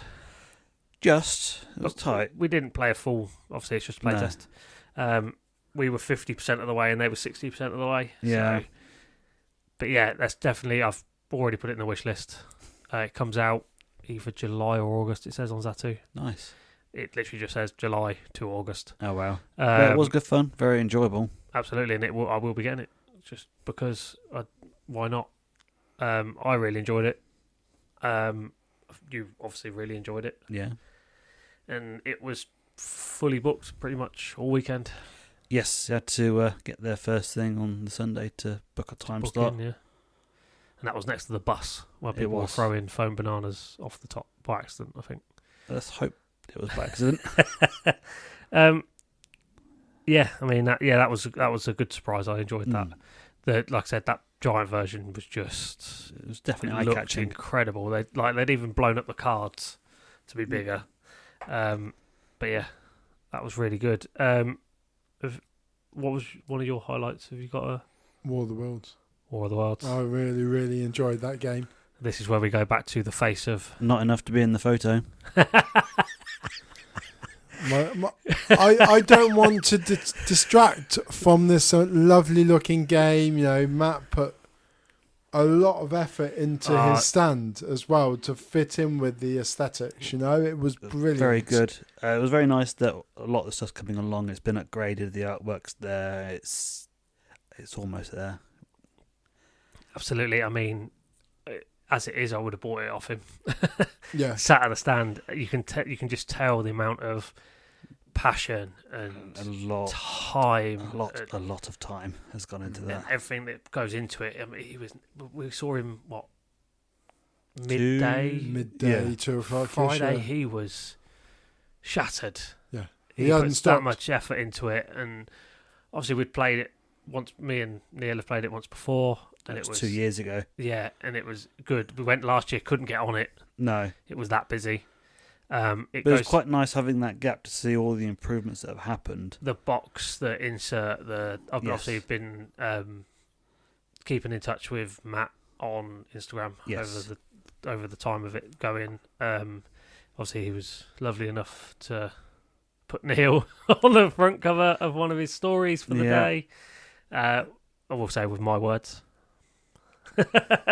But yeah, I mean, if you haven't seen War of the Worlds One More Day, it comes to Kickstarter September. Yeah. And you can get the mat. Yeah, and you can get the mat. Which was good because we were like, we want this mat. Oh yeah, when he said how much he was looking at putting it up for, I was just like, yeah, I'll buy it now. Yeah, we'll take it. I can't praise this game enough. I mean, it's a single player game, but that can be played cooperatively. We were able to play it as 3 people. Yeah, easily, and you don't get many games like that. I don't think when we looked at Tomb Raider, I don't think you could do that cooperatively, not properly. Not on that level. Like it was, like if playing it as a 1 player, that's going to be really, really immersive. Yeah. Even as 3 players, it was still immersive. Where we really had to think, what do we want to do? What do we want to sacrifice in order to beat this? Yeah. To get there, to get the next to survive chapter. one more day. Trying which our we didn't. hardest. Looking at it going, we've got 3 fighting machines and red weed around us, and we've got two pennies and 1 bit of hope. It was like, as Matt said, though, no, the people that did the test before us didn't leave us in a very good situation. No. And but I think that's a situation that can happen. Yeah, exactly. I mean, when we played it the first time, I think we did quite well. I think we did really well. It was nice to see that actually some of the questions we asked, were useful from that. But yeah, I'm really interested to play through all of that. I don't care if any of you two buy it. I'm still buying my own copy. Oh, I'm buying my own copy of it. It's brilliant. And I think we really need to try and get Matt on the pod. Yeah, I'm going to speak to Matt and see what we can do. Obviously, he's really busy at the minute. Mm-hmm. Yes. Leading up to launching his let's get the launch out of the way. Maybe if he wants to do something to talk about the launch once it's up and running, then absolutely. I mean, welcome. He spoke about collabing before with the Instagram thing. Obviously we're going to retweet as much as we can of his. Yes. Retweet. Going to repost and that kind of stuff. All of the stuff of his. So keep an eye on our Instagram. There'll be some updates from War of the Worlds one more day. And this isn't like we're not affiliated or anything. It's just we believe in this project so much. Oh, if this fails, I will cry. I can't see how it can fail on Kickstarter when it's this good. It depends on the current situation, really. Yeah, it depends. Yeah, and I really, really hope, especially for Matt, I don't think it will, but if it does, he's got to try again at some point. If not, I'm going to ask him how much it'd be just to get a copy printed. Yeah. See if we can get a copy. Just get 3 copies. I mean, he could have sold 3 copies on that Friday. Yeah. It's really good. If you like, it's more done on the book. Yes. He made a massive emphasis on that the first time we played it. But if you like War of the Worlds, it's awesome. It's a great game to play in a power outage. You put your candles around. Yeah, it's very thematic. The artwork's beautiful, and like we said, the passion is felt through the game. The gameplay is there. Yeah, the gameplay is there for it. I think that's a highlight of all of ours. I think it was a lot of fun. It was really good and really nice to see how much it's improved. Mm-hmm. Absolutely, yeah. One of my highlights was the Sunday. Now, we said before that Sunday's the quietest, and this year it was, so there's one thing we didn't lie about in the last episode. I wouldn't say lie, just was incorrect on unprepared for what was going to happen. Everybody was unprepared for the Friday. But this year, Friday was the busiest, Saturday was busy, and then Sunday was the quietest day. Me and my wife took the chance to bring the kids. Obviously, the 3-month-old, he didn't really care too much. He was asleep for most of it, which is good for him. Yeah. But the 5-year-old just loved it. She had a wicked day. We got her into Dungeons and Dragons, and I can't thank the guys there enough. They kept her immersed. They kept her going, and she just loved it. We played even to the point where going around the expo, she was poking people in the back to backstab them. Oh yeah. She was planning to be a rogue the whole way around. That was a bit. How do you deal with this? Do we tell her off? Do we not? But she really enjoyed the day. I think she spent more money on bathroom products than she did on games. She bought micro macro. and that was it for games. And then she bought a £16 bath bomb with some dice in it, and a £16 bar of soap shaped like a D20, which is currently still sat in our bathroom, obviously, because it's huge. But she loved it. I loved watching her play new games, learn new things, even talk to one of the game designers at UK Games, I think it was. The one where we were throwing the animals up in the air and putting it on our heads and passing it around our backs and all this kind of stuff. Yes. The educational kind of games that she liked, you know. But she was chatting to them openly, and they were asking for her feedback, and she was giving it, and it was just nice to see, really. Go at that dinosaur game. Oh, That was good fun, actually. it was good fun. But I'm a dino nerd, so we're not going to go into that too much. It was good fun. Obviously, she didn't enjoy it enough to ask me to buy it, so. But I Yet. think it was up for an award, wasn't it? The dinosaur game we played. They kept trying to get us to fill in a. yeah, there was thing. for all the games they played, filling out like little questionnaire and things. But yeah, that was good. I think we play tested less with her this year because she wanted to run around with her mum and look at all the pretty shiny shinies. But yeah, definitely looking forward to taking her again next year. Yeah, it's just nice to do that, really, isn't it? Yeah, it was definitely family orientated on Sunday. And it's one of those, once down to stock again. Normally on the Sunday, places have got hardly anything. But this year, everybody had stock Sunday. And it was just nice to see. I mean, I loved spending time with my daughter and all that kind of stuff, but maybe next year I don't buy a thing on Friday. First thing, so we don't have to carry it around and go back to the car at 11 o'clock. But we'll see. I mean, the highlight of that was just, going with her. We got photos, we got memories. She went to school and did a show and tell about it. So it's nice just to pass the love for games on, really, isn't it? Definitely. Next, maybe in a couple of years, I can take my little. Couple of years, take your run. And then I can blame him for when I spend even more money. I'm getting my kids into board games so they've got no money for drugs. That's what I sent to you, isn't it? That's a good way of doing it. I like that. Something else I enjoyed, I think we spoke about this before, was the open gaming. We on the Friday, we found a nice little place in the Hilton. It was sweltering in there, but Once it filled up, it was very warm. yeah. Despite that, we sat and played a nice long game of Magic the Gathering Commander. Yeah, it went very well. We banned Neal's old deck of the Doctor Who 10th Doctor. Yes, the Yes. wibbly wobbly. And then we Wibbly found wobbly. out that he still has another deck. The that Aowen is deck. equally- I haven't seen anybody talk about it anywhere. And then we brought the Aowen deck out, and she just annihilated everyone. Yeah, I was quite surprised at that. Even my dinosaur deck. We played Commander with pre-constructed decks. Nobody Yeah. played a homegrown deck or anything like that. So nobody went meta. It was 4 pre-con decks. We I had- just couldn't draw lands. Oh no, yeah, you I just mana don't screwed know. yourself. Lands. Unlucky on that one. But we had Sauron. Yep. Meant to be one of the strongest Lord of the Rings decks. We had He almost got going. he almost got going, and you stopped him. And we I had stopped you from getting going as well. we had the dinosaur deck from the Ixalan circuit, which every time I brought out my commander, it just got poo-pooed, and that was it. So I never really got it going. I got some big dinos out, but Yeah, didn't not to help the there. effect it could have done. Yeah, your deck, the Aowen deck, is it Riders of Rohan? I believe so. That just annihilated everybody and just carried on bringing out soldiers and riders and just didn't stop. I was taking my turn and he was going, I'm going to do this and I'm going to do this. It's like, hang on. And then we had your deck, which is, at the time when I bought it, was meant to be the 10th best deck in Magic. It was awful.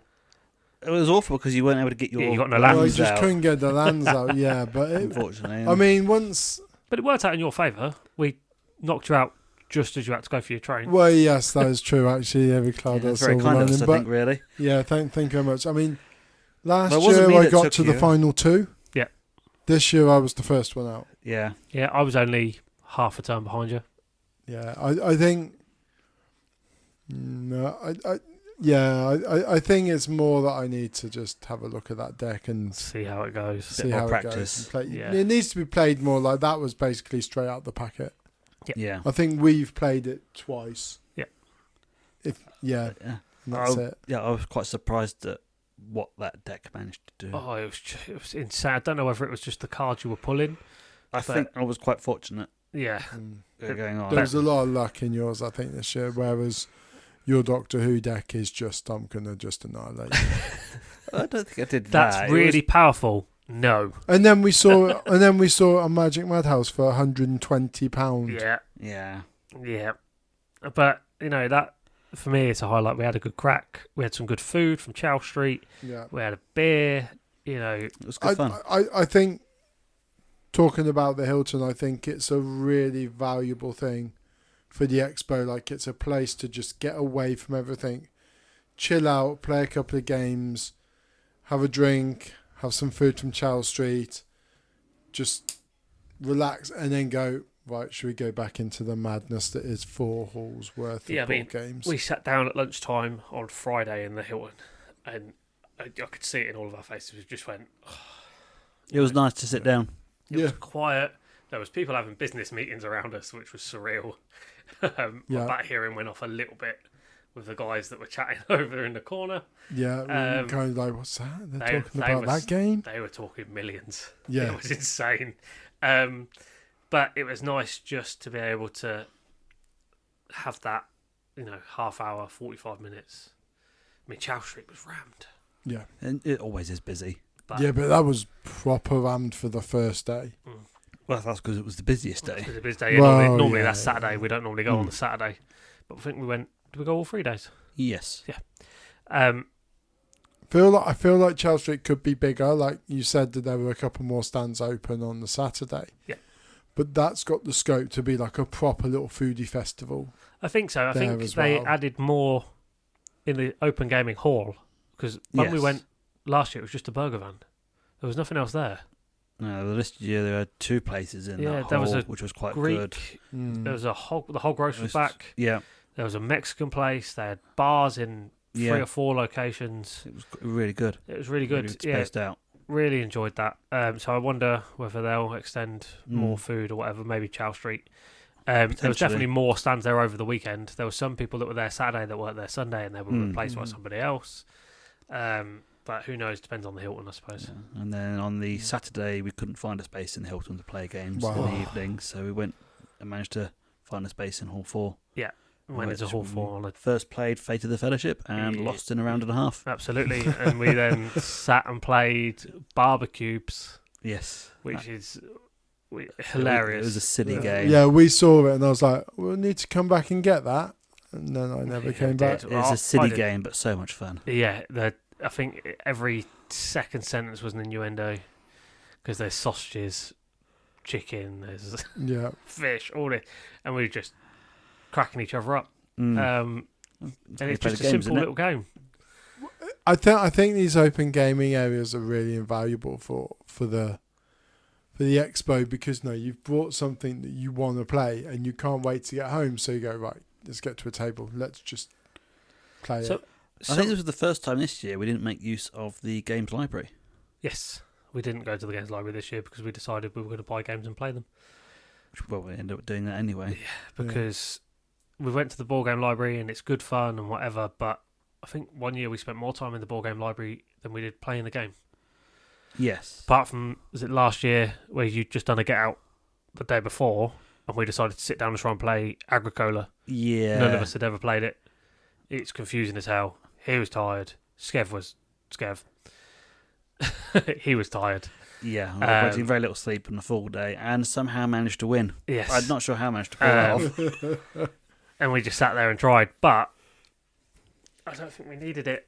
I mean, I don't think you do know. We're there. We're a lot more clued up on games, I guess is the way of saying it. You're more clued up on games. I'm more clued up than I was. Because also our group that we're going with is now getting bigger and bigger. It is, so it's a challenge to find those games. After COVID, the first couple of years were just me and you. Yeah. going through. We did play that one magic game that was a couple of hours because I refused to die. He did refuse to die. One health he had. For most of the game. And I had 21 because I'd gained extra health. Yeah. And it was like, right, I'm going to do this. And you went, no. It's like, right, I'm going to do that. No. Yeah. I'm going to get all these creatures. Okay, board wipe. Let's start again. Yeah. So it was tough. Let's have a quick game of Magic. There's never a quick game of Magic. I feel like Magic has become a tradition at the expo for us. I mean, it's one of those. It's just good. The group we've got, it's just really cool. I mean, I was saying to Neal earlier, I found my copy of Werewolf. Oh, did you? The day after the expo. So Of next course. year that'll be coming out because that'll be good. Because there was 5 of us that went to open gaming. Yeah. But we're talking. Your brother's talking about coming again next year. Yes. You got a few other friends who are looking to come. Yeah. Are you doing more days next year? No, I'll probably still. I'll still only be a one dayer. Okay. For now. No, With well, some encouragement, I'm sure we could. One, I definitely can't afford to go buy games for more than one. That's why day you only in a buy row. games on the Friday. That wouldn't. Yeah, like that worked for you. Yeah, that didn't work for you. I think for me, one day is enough because I can. It's almost like going for that treat. If I went for the whole weekend, I'd feel like, oh, got to walk around all this again. Right, okay, I get the chance to go and see a game or play test a game that I didn't get a chance to do the day before or whatever. But no, I think I'm more of a let's go treat myself. Let's just, and then at the end of it, let's just relax with my mates. No. Now the question is your one day going to be Friday again, even though it was the busiest day this year? I don't know. I don't know. I definitely don't think it would be a Sunday. I think I'd always be a Friday or a Saturday. Yeah, fair enough. In terms of getting the train, I don't know. Probably I don't mind doing that again, but then I think last year was quite easy when someone drove. But then you are kind of stuck on them going, right, I want to go, or someone going, actually, I want to stay and play more games. Yeah. I want to stay till fairly midnight. flexible, really. Yeah, on that it's one of side. those. I think the only time we had the driving issue was last year, the day after you did a get out. Yeah, though I You were wasn't driving tired. that weekend. No, but Thankfully you were. yeah, it's one of those. You don't want to sit there with somebody's knackered and go, "Well, I want to play another game." Yeah, exactly. Obviously, next year, hopefully, Ginger's back.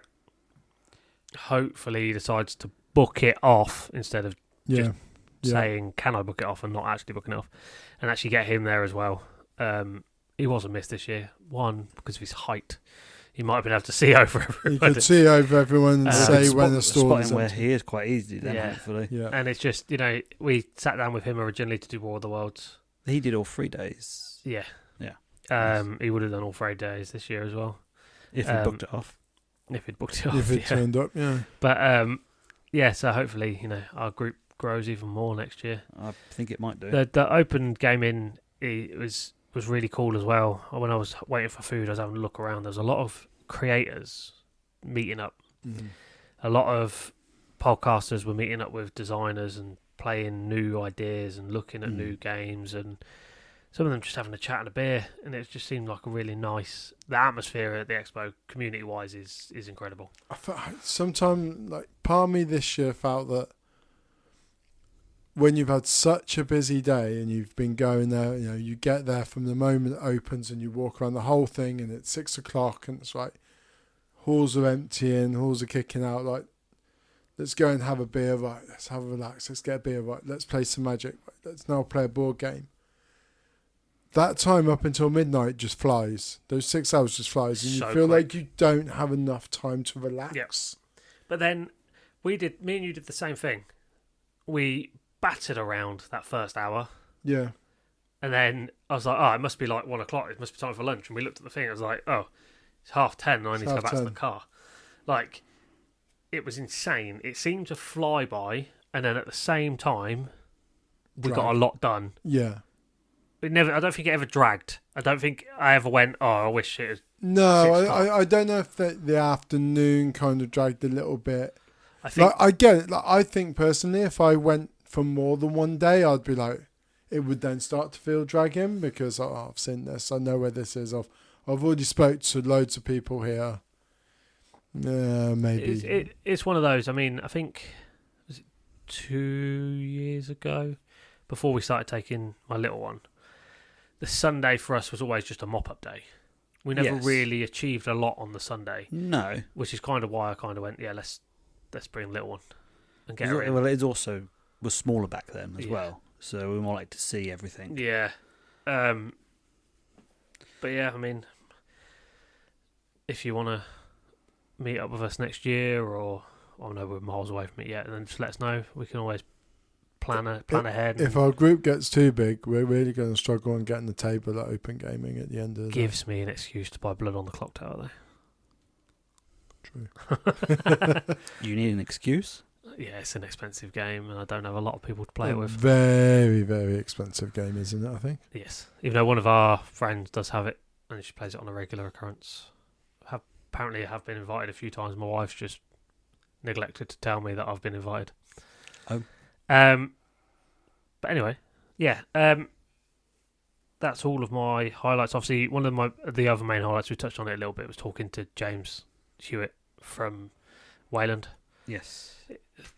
Just obviously we've worked with him before on Hellboy. Yes, Hellboy. We went up to there to play test that. Yeah, and that was a few years ago now. He was lovely then, and just chatting to him, we were talking to him about the Hellboy days, and he was chatting about how he'd moved on from then and how he was going into this, and just his passion for simplifying this game. It has got quite bloated with the amount of special rules that do similar or the same thing with different names. Absolutely. I am quite looking forward to when that comes out, hopefully in the summer. And Saturday was busy, and he still took, you and your brother and Pete were playtesting for an hour. Yeah. It got to the point where he went, can we move him on?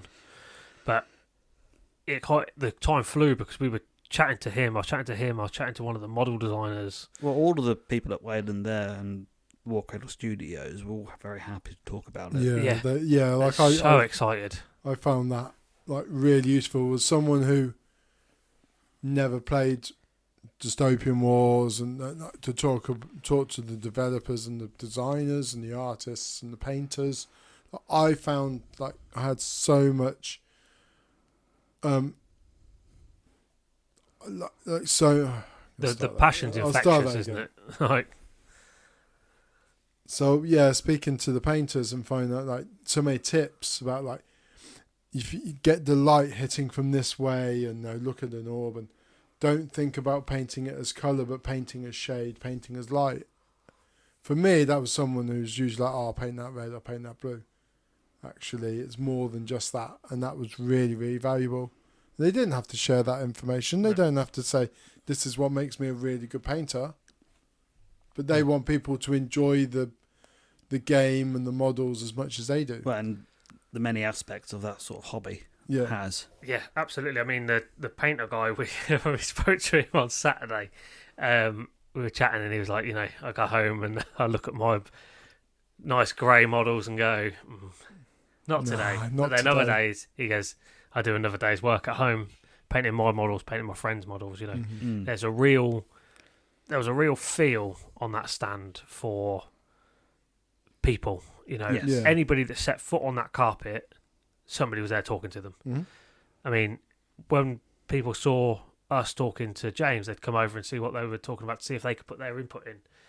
I was chatting about my Empire army, and the guy who was writing the Orbat herd, so he swapped with somebody else who was doing the playtest, and he came over and talked to me about that. The guy was talking about how they design and what they use for inspiration, and it was just a real good insight into. Yes, it was very enjoyable, very eye-opening about what's changing. Yeah, it shines that light on. I thought I could work in the board game industry at some point in my life, but I don't think I could ever get that much passion for a game that I haven't designed from the get-go. We talk about Matthew at War of the Worlds. That's his baby. He did it from day dot to now. Whereas James came in last year to a bloated rulebook and went, right, I put my stamp on this. It was something like he would remove something like 300 rules or something. No, they counted up to over 300 special rules in the game. Yeah. Which they're trying to reduce going down through and it, yeah. He's simplify. going through, sorry, yeah. Obviously, he's got his team. Yes. And when I was chatting to some of the team, if James is listening, obviously I didn't do it behind your back. We're chatting to some of the team about how it is working with him and like what he's brought to the team and what he's changed and all that kind of stuff. And they all loved him. Mm-hmm. His passion is so infectious. It's what I got with Hellboy. It's why I tried to playtest a couple of other games for him and Sophie. But for the time, it's just never turned out for me working in the theatre at the time. But it was just so nice to see, you know, and you can't get that anywhere else than at these kind of shows. No. You know, you can't. If I email James, I'm not going to get that. You know. No, you're not going to get that level of interaction, really, are you? And they are there to be on hand to explain it and sell that game to you. But to be able to really have that, like, I love your game because of this or that, and this is the experience I get from it. They're going to get a lot more out of that than if they're just reading that on an email. Absolutely. Yeah, you're not going to get across that Yeah. passion and love for the game in an email, and they're not going to get that from you, which you can do from a face-to-face interaction. Yeah, absolutely. So just as a quick summary then, I think we all enjoyed it. It was very good fun. Actually had a chat with the guys at Senior Games for Heroes of the Shire. Unfortunately, they're having to hold back and see if the situation stabilises. Is that a tariff issue? Potentially, yeah. Okay. Senior Games are the ones that make Heroes of the Shire? Yes. Yes. Which is a fun game. They do have a Kickstarter. Well, it'll be on GameFound, actually. That's a crowdfund. Yeah. Crowdfunded. Coming out, but you can sign up to it, but it's not gone live yet. Okay. They are having to wait and see how the situation turns out because it's too unpredictable. Absolutely. It seems to be that across the board. Yeah, there are other games that have been funded and they've done stuff, but they're still holding back on fulfilling the games because of this issue. I know some companies have gone for it. Unfortunately, they've had to charge the US customers a bit more off of refunds for it because they want to get the games out and give them to people. Yeah, absolutely. But yeah, here's to the next one, I think. Well, we'll be there. We'll be there. We'll be there.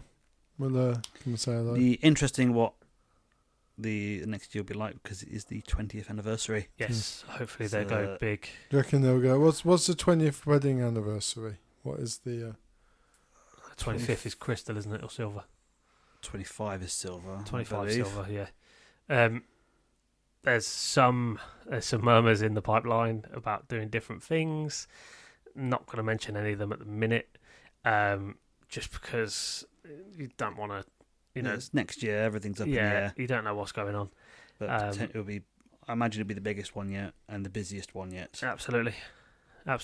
It's China or porcelain. So do you reckon we'll get a China or porcelain dragon? We'll see. It's exciting. I'm really, I've tried to book the days off already. I'm waiting to see if I got them off for next year already or not. Still debating whether to get a hotel. You won't get the Hilton. No, I don't want to get the Hilton. It was like $2,000 last time. Yeah. Well, it's all booked up for developers. Driving back, it's been quite cost effective for us. Better for the kids and stuff as well. Yes. But yeah, I mean, here's to bigger and better, I think. Well, yes. Definitely. I know exhibitor-wise, it's now the second biggest game show. Mm-hmm. It's taken over Gen Con. Wow. But floor space obviously still stays with Gen Con and nothing touches Essen. No. I think we should try and get over to Essen one year. Absolutely, when it's not on Oktoberfest weekend during the half term, absolutely. But we'll see what happens next year. Yeah, it'll be a challenge too, won't it? But anybody got anything else they want to add before we stop this very long episode? No, it was a very good weekend. There wasn't much that really hampered it or brought it down anyway, really. All I'll remind you of was Rumble Slam. That's all I need to say. Next year, mate. Next year, Maybe. or if it comes up on sale. Yes. We will have a look, definitely. Yeah, well, thanks for listening. If you're still here with us, it has been a longer episode. We did say it might be a little bit longer. Please follow us on Instagram, on YouTube. Yeah, I mean, please review us. I'd really like to start getting some reviews from people. Give us some comments, give us some feedback. It's the only way we can know if we're doing things right, if we're doing things wrong. And leave some comments, and please tell your friends, family, next door neighbour, your dog's best friend, I don't know, about us. We are looking to grow this podcast if we can. But yeah, thank you very much. Thank you, Pops. Thank you, Neal. See you all soon. Ta-ra.